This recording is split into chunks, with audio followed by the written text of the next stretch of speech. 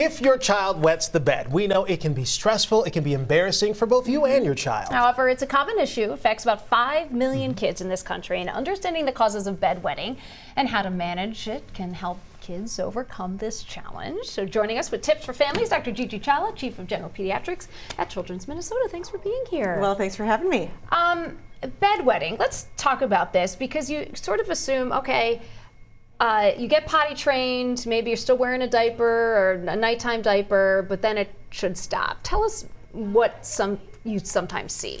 Yeah, you know, it is common for kids. About 15% of them, even in elementary school, are still wetting the bed and at how night. Often? What's bedwetting? Yeah, when's the problem a problem? It is periodic, like it could happen a few times a week, even a few times a month, but it persistently not being dry for, you know, a 3-month period or so.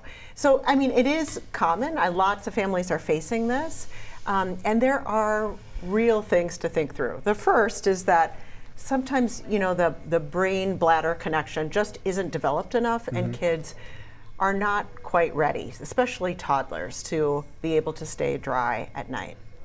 Second, it could be that kids are experiencing stress. Like when we experience stress, we don't sleep well.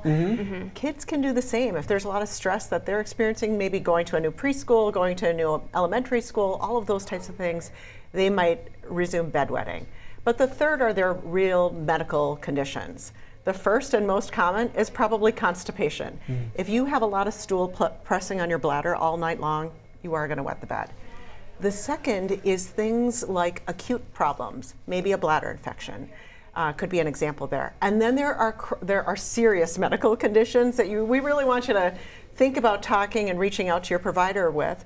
But things like new presentation of diabetes can present with bedwetting. So reasons to think through. How do you know if it's a more serious problem? Yeah, you know, if it seems like it is a once in a blue moon thing, like it's happening once a week. Almost just write it off? Yeah, and you know, you've got an explanation in your head like, oh, there, you know, really was constipated, then maybe it's fine. But otherwise, if this really persists, you know, you've got a 5, 7, 10-year-old and this is still happening, you really do want to reach out. What should parents do? I mean, beyond reaching out to your doctor, what should parents do to support their kids?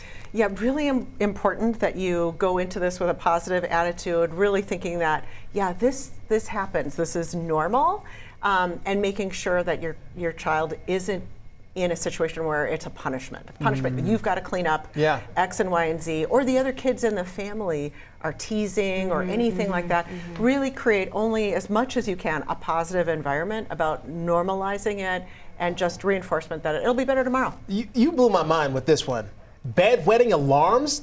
First off, that's a thing? That is totally a thing. What is it? A bedwetting alarm is one in which they make all sorts of products, and my favorite online store is the bedwettingstore.com. So check that one out. Although there are many others, I'm sure.